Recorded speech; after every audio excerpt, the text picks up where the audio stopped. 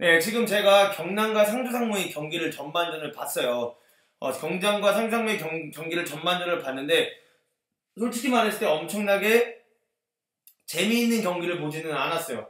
이 경기력이 엄청나게 좋았다던가 혹은 이 경기를 보면서 와 엄청 즐겁다라는 경기는 아니었는데 제가 봤을 때 전술적으로 조금 재미있는 포인트들이 있었어요. 그 포인트를 보이시면 알려드릴게요. 현재 경남 같은 경우에는 여기 보시는 것처럼 라인업을 이렇게 들고 나왔어요. 경남 같은 경우에는 라인업을 현재 4-3-3으로 들고 나왔어요. 어떻게 보면 4-3-3이라고 볼 수 있고 어떻게 보면 4-4-2라고 볼 수 있는데 근데 이렇게 라인업, 홈페이지에는 라인업을 4-4-2로 들고 나온 것처럼 볼 수가 있고 요 가운데는 하성민 선수랑 최용준 선수가 두 명이서 수비형 미드필더로 역할을 해주는 걸 볼 수가 있어요.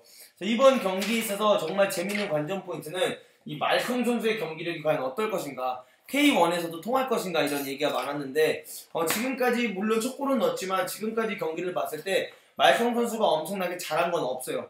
본인의 피지컬이 좋고 우아하고 본인이 잘할 수 있다는 능력은 충분히 보여줬지만 딱히 엄청났다. 와 말컹이 진짜 왜 K2를 씹어먹었는지 알 수 있을 것 같다. 이럴 만한 플레이는 단 한 번도 나오지 않았다는 걸 여러분들께 말씀을 드리려고 합니다. 네, 그래서 그 부분에 있어서는 현재 이 팀이 매력적인 게 뭐냐면 수비를 할 때는 현재는 이런 식으로 4-4-2를 하는 걸 볼 수가 있어요. 경남이 수비를 할 때는 4-4-2 형태로 갖춰져서 이 구니모토 일본 선수가 올라와서 같이 스트라이커 역할을 해주면서 4-4-2로 현재 수비를 해주는 모습을 볼 수가 있습니다. 근데 이렇게 4-4-2로 수비를 해주고 있다가 공격을 할 시 어떻게 전향이 되냐면은 이 두 명의 이 하드코어 라인이 굉장히 마음에 들어요. 지금 보면은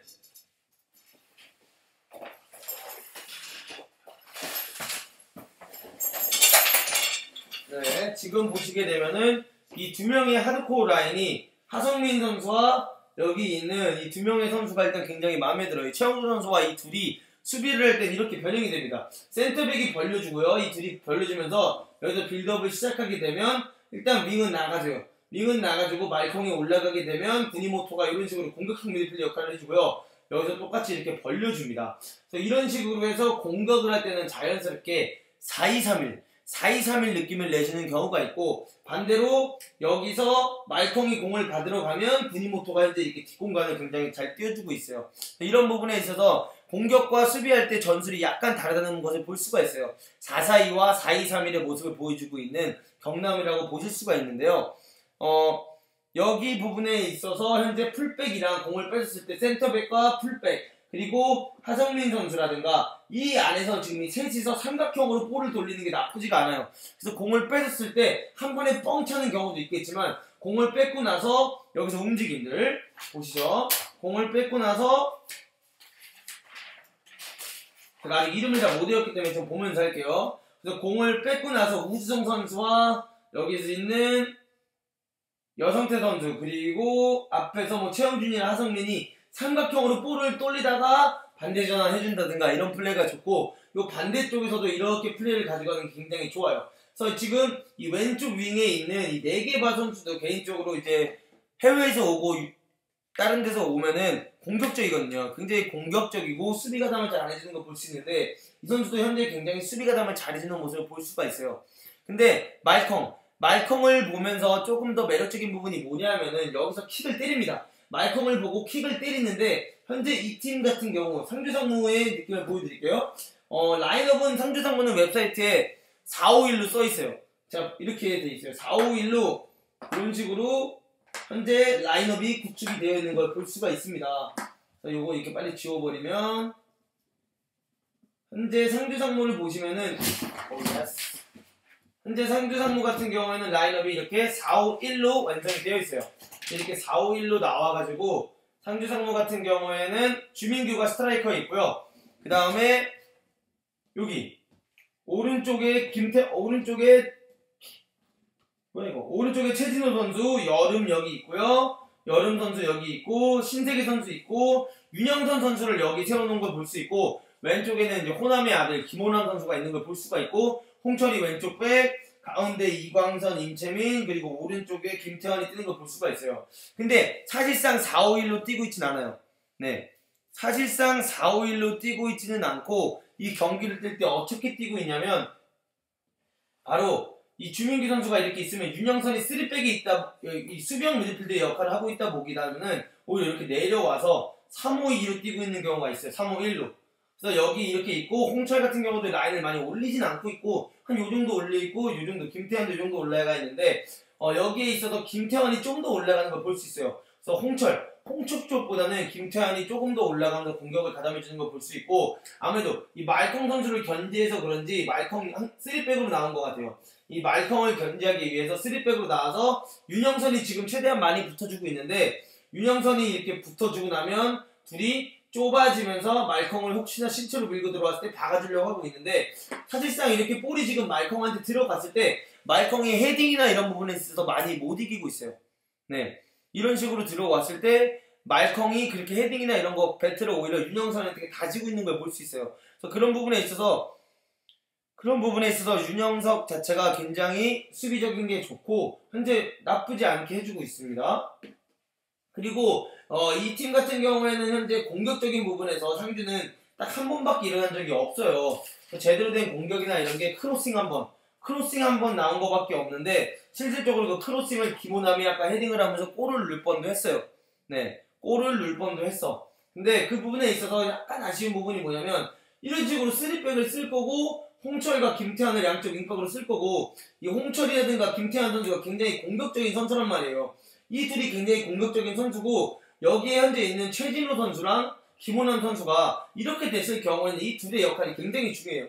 이 두 명의 공격적인 선수로 성향을 사용해서 오버래핑을 나가고 공격을 하려고 한다고 하면, 여기에 있는 최진호 선수랑 김호남 선수가 이런 식으로 벌려있으면 안 돼요. 그래서 주민규 선수를 원톱으로 하는데 주민규 선수가 자꾸 이렇게 내려와주고 있고 여기서 배틀하고 있는 게 아니라, 오히려 이렇게 이 선수를 공격적으로 쓸 거면 여름 선수와 신세기 선수를 좀 더 약간 수비적으로 써주면서 5명, 이렇게 5명에서 이렇게 오각형을 만들어서 수비를 이런 식으로 해주고 플레이메이킹을 여름과 신세기로 해주면 되고요. 이 둘이 좀 더 올라가지고 여기에 있는 선수들은 주민규가 올라가서 이 센터백 2명을 잡고 있으면 이 둘이 오히려 이 안쪽으로 들어가줘야 돼요. 이 안쪽으로 들어가주면 본인들이 이렇게 들어가게 될 거고, 자연스럽게 폭백 라인이 땡길 수밖에 없게 되죠. 그리고 안 그래도 여기 지금 하성민이랑 최용원 선수가 여기서 수비형 역할을 굉장히 더블 볼란치로 잘해주고 있기 때문에, 이런 식으로 들어가주면 이 선수들이 여기까지 전진이 가능해지죠.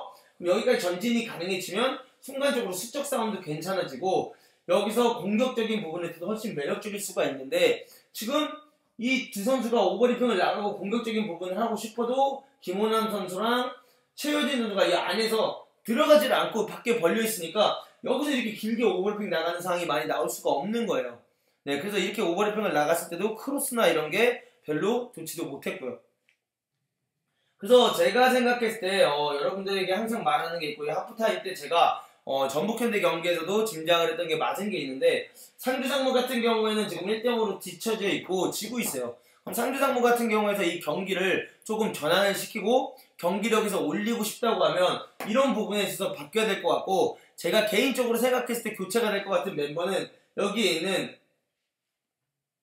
최진호 선수가 나가고 이 자리에 김민우가 들어올 거라고 생각을 하고 있어요. 그래서 김민우랑 김호남이 여기 있으니까 둘이 바뀔 수도 있고, 김민우가 왼쪽으로 가고 김호남이 오른쪽으로 올 수도 있고, 반대로 그냥 인사이드 윙어로 김민우를 여기 써서 김민우의 왼발을 이용한 슈팅을 가져갈 수 있을 거라고 생각을 하고, 현재 3백을 쓰고 있는데 아무래도 경기를 이기려면 3백으로 계속 가는 건 힘들잖아요. 그렇기 때문에 제가 봤을 때는 윤영선이나 임채민이나 이광선, 이 셋 중에 한 명이 나갈 수도 있다고 생각을 하는데, 말컹 때문에 안 내보낼 것 같고, 이 3명은 그대로 유지해주고 신세계 선수가 나가지고 이 자리에 윤빛가람이 들어올 거라고 예상을 합니다. 그래서 아무래도 여름 선수를 빼기는 좀 애매하다 보니까 여름은 그대로 놔두고 신세계와 윤빛가람 수업이 될 것 같고, 최진호와 김민우 수업이 되면 충분히 좀 더 좋은 경기력을 상주상무가 보여주지 않을까라는 생각을 저는 하고 있어요. 네, 그런 부분에 있어서 그런 경기력이 좀 더 올라갈 거라고 생각을 하고 있고, 경남 같은 경우에는 현재 제가 봤을 때 경남 같은 경우에는 크게 문제될 건 아무것도 없고, 수비할 때 이 양쪽 윙어들만 조금 더 수비 가담을 잘해주고, 이 두 선수 현재 이 더블 볼란치로 서 있는 하성민 선수랑 최영준 선수가 굉장히 좋기 때문에 이 둘이 수비만 계속 이렇게 견고하게 해준다면 사실상 쉽게 실점을 할 것 같지는 않습니다. 네, 현재 경기력이 굉장히 좋고요. 그 부분에 있어서 조금만 더 해준다면 경남 같은 경우에는 크게 무리가 안 올 것 같고, 이 부분에 있어서 한 가지 조금 더 경남이 집중해줘야 되는 거는 말컹이 공을 붙였을 때 말컹이 공을 많이 못하고 있어요. 그래서 공이 말컹에게 넘어갔을 때 여기 서 있는 양쪽 윙어 선수들이 안으로 좁혀주고 들어가주면서 이 말컹이 떨어뜨려주는, 혹은 윤영선이 땄을 때 그 떨어지는 공을 이 둘이 좀 많이 쳐져 있기 때문에 이 네 명이서 해결을 해야 되는데, 이 선수들이 다 벌려있고 구미모토 선수 막 뛰어들어가고 하다 보니까 이 공을 땄을 때 여름이나 신세계가 공을 가져가는 경우를 많이 볼 수가 있어요. 왜? 이 둘이 많이 올라가지 않고 있으니까. 그런 부분에 있어서 조금 더 이 선수들이 밖으로 뛰는 것도 좋지만, 네게바랑 여기 있는 이 선수가 밖으로 뛰기보다는 이 말콩에게 공이 들어갔을 때 유영선이나 누가 따주면은 이 세컨볼을 따주는 느낌으로 가지고 말콩이 돌아가는 걸 패스를 넣어주면 경남 입장에서는 좀 더 좋은 경기력을 보여줄 수 있을 거라고 생각합니다. 네, 경기가 일단은 시작이 되었기 때문에 제가 바로 경기 중계를 또 아프리카에서 해보도록 하겠습니다. 유튜브에 있는 분들은 보시고 싶으시면 아프리카로 넘어와 주시면 감사하겠습니다. 네, 그래서 지금 이제 제가 또 마지막으로 이제 경기가 끝났기 때문에 후반전 리뷰 한번 해보도록 하겠습니다. 여러분들과 항상 하는 후반전 리뷰를 잠깐 빠르게 해볼 텐데, 첫 번째로는 이렇게 똑같이 한번 4-4-2 형태로 만들어 볼게요. 이런 식으로 4-4-2 형태로 수비를 해주고 있던 경남 입장이었고, 경남 같은 경우에는 전혀 나가고 싶은 마음이 없었어요. 후반전에 골을 3골이나 넣고 굉장히 공격을 하고 싶은 마음이 없었고, 본인들은 카운터 어택, 말컹을 사용한 카운터 어택으로 공격을 하겠다는 의지를 많이 보여준 걸 볼 수가 있었는데, 이 부분에 있어서 이제 상주상무가 조금 아쉬운 게 있었어요. 일단은 윙어와 포드가 이렇게 있었고, 센터백 3명이 있었는데, 그리고 뭐 윙백들이 김태환과 홍철이 이렇게 있었고, 가운데 신세계와 미드필더 2명이 있었던 걸 볼 수가 있습니다. 이렇게 돼 있던 상태에서 우선 경남에 대해서 먼저 말씀을 드릴게요. 첫 번째, 경남의 교체 타이밍이 아주 좋았습니다. 경남이 교체 타이밍이 굉장히 좋았던 이유 중 하나가 뭐냐면은, 현재 여러분이 보실 수 있는 것처럼 양쪽 윙어가 이렇게 둘이 있는데, 이 선수와 이 선수를 아주 좋은 타이밍에 교체해줬어요. 이 자리에는 백이종 선수를 넣어줬고요. 이 자리에는 최재수 선수가 들어왔군요. 왜 교체가 좋았냐면은, 이 선수가 들어와주면서 양쪽에 수비를 하는 팀 입장에서 기동력을 높여줬어요. 그리고 말컹이 헤트트릭을 해주면서 3대1로 경기를 앞서갔기 때문에 그 부분에 있어서 여기 2명을 넣어주면서 수비를 강화시키고, 구니모토 선수를 빼주고 센터백 1명을 추가하면서 5백으로 간 거를 약간 볼 수가 있었어요. 수비수 추가해줘서 마지막에는 5-4-0으로 갔죠. 5-4-0으로 갔는데, 여기서 솔직히 조금 아쉬운 부분이 있습니다. 여기서 조금 아쉬운 부분이 뭐냐면은 바로 말컹의 퇴장이에요. 이 말컹의 퇴장에 있어서 저는 좀 많이 아쉬워요.